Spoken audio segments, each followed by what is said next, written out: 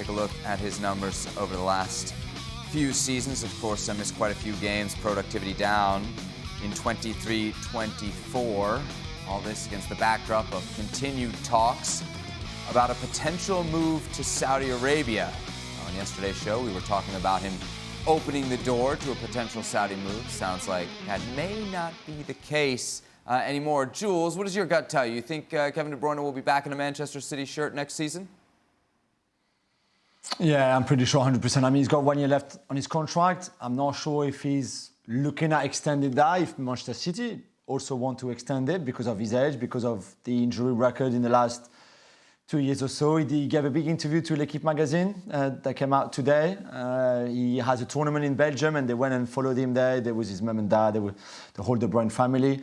And he mentioned it again and said, at my age, I'll be silly not to look at every option everywhere, really, not just Saudi Arabia, but MLS and the rest of Europe, whatever.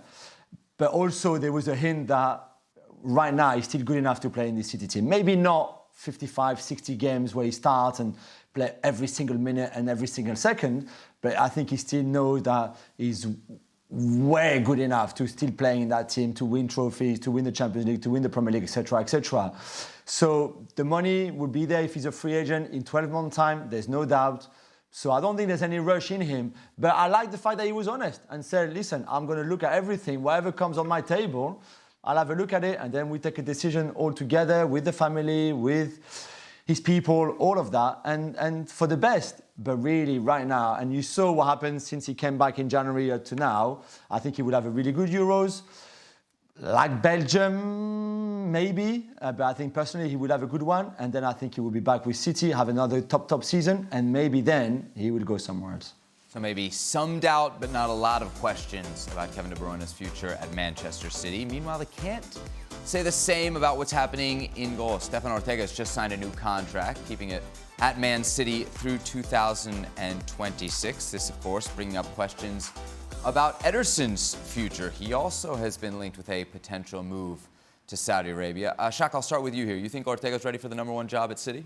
I'm not sure if he's ready full time. I will say though that everything you've seen from Stefan Ortega, I think he's equipped himself wonderfully well, and shown himself to be a very good deputy. And even when Ederson was out on a longer term, and he had a kind of sustained run in the team, I thought Ortega did everything that could be asked of him.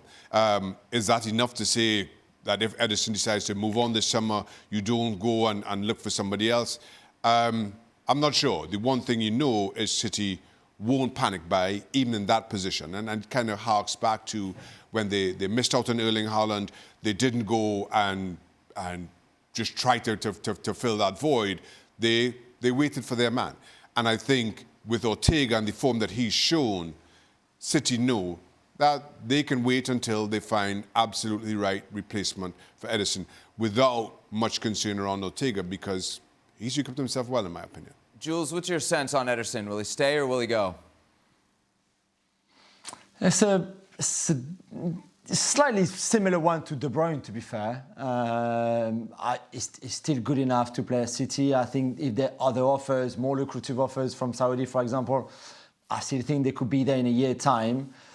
Ortega is a great number 2. I agree with Shaka. I don't think he's probably ready for the full #1 job. And over the whole season, with the pressure and expectation and everything, at his age as well. So I think City will want to keep Ederson. And yeah, you can always, everybody is replaceable eventually, of course. But right now, in terms of goalkeepers that are probably ready to make that step up, to play in a team, in a Pep Guardiola team, I don't think there are many contenders, really. So from City's point of view, I think they may be surprised if Ederson decides to go and pushes for a move this summer. I don't know if they already have a plan in place, for example, to replace him. But again, I think you could easily see him staying at least another year. And then 2025 could be a very big summer, because Pep obviously will be out of contract if he's not renewed since or between. De Bruyne the same. There's a few players like that. Ederson might feel like, okay, my time now, my cycle is over. And then by then you've got a new manager, you change a lot of things, and maybe that's the right time to just start this new cycle and refresh the squad, etc. And then you can have replacement for all those players. If Ederson does go, Ale, would you be comfortable, confident with Ortega as the number one? I would have been far more comfortable before the FA Cup final. And look, I know that it would be unfair to just focus on one mistake on a big stage to then pass a full judgment on a goalkeeper.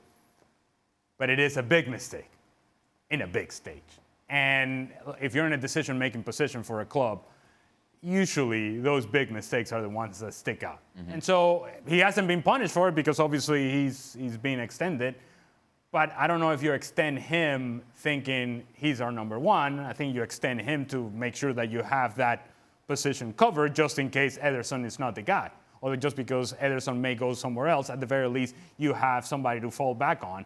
But I wouldn't just shut down any sort of opportunity or opening to go after a goalkeeper who would be considered to be top of the line. If you don't find them, then yeah, so be it. Look, Stefan Ortega is a good solution to a problem. But is he the perfect solution? Is he the best solution? That's a different question.